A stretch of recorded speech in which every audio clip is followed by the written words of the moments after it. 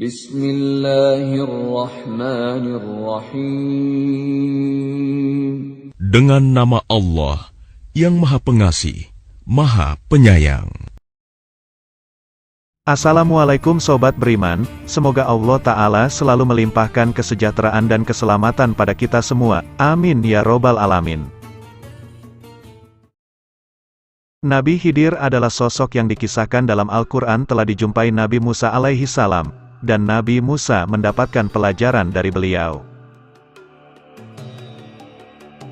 Dalam sebuah kisah diceritakan, beliau dapat berumur panjang hingga sekarang karena beliau telah meminum air kehidupan atau Ainul Hayat. Walaupun semua itu tidak terlepas dari kehendak Allah Subhanahu wa Ta'ala.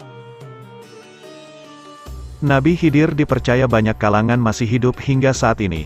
Banyak riwayat, hikayat dan kisah yang menceritakan perjumpaan orang-orang dengan Nabi Khidir. Di manakah letak mata air kehidupan atau Ainul Hayat di bumi ini? Dan bagaimana perjalanan Nabi Khidir menemukan Ainul Hayat? Mari kita simak kisah ini, dan jangan di-skip agar tidak salah faham.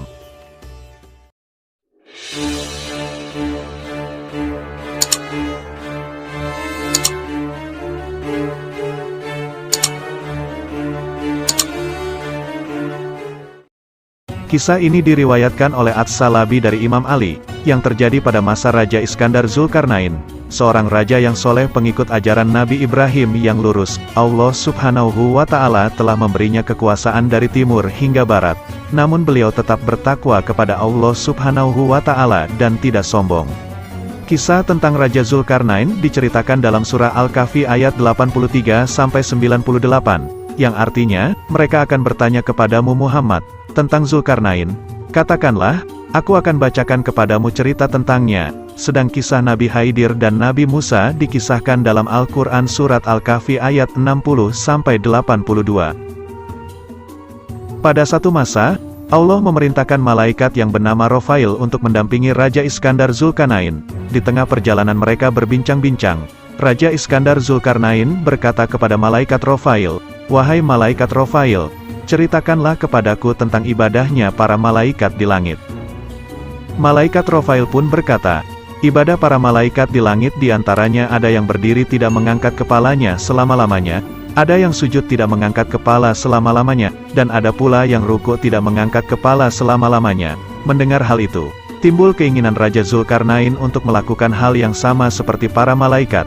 Niatnya hanya agar dapat beribadah kepada Allah Subhanahu wa Ta'ala selama-lamanya. Kemudian Raja berkata, "Alangkah bahagianya seandainya aku dapat hidup bertahun-tahun dalam beribadah kepada Allah Subhanahu wa Ta'ala."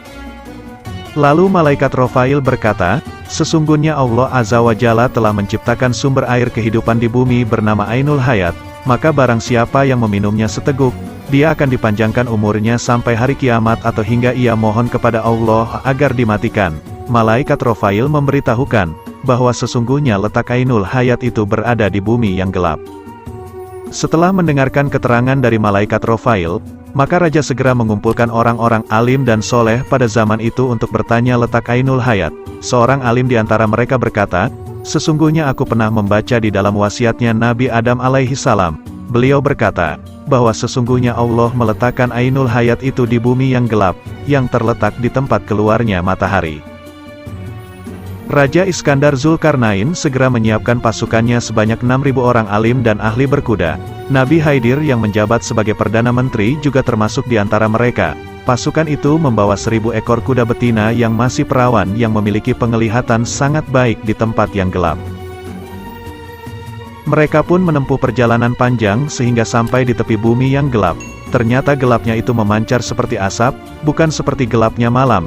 Salah seorang dari pasukan mencegah raja untuk masuk ke tempat gelap itu. "Wahai rajaku, sesungguhnya raja-raja yang terdahulu tidak ada yang masuk tempat yang gelap ini, karena tempat itu sangat berbahaya." Raja Zulkarnain pun berkata, "Kita tetap harus memasukinya." Kemudian raja pun berkata pada pasukannya, "Diam dan tunggulah kalian di tempat ini selama 12 tahun. Jika aku dapat kembali pada kalian dalam masa itu, maka kedatanganku dan menunggu kalian termasuk baik dan berpahala. Namun jika aku tidak datang sampai 12 tahun, maka pulanglah ke negeri kalian."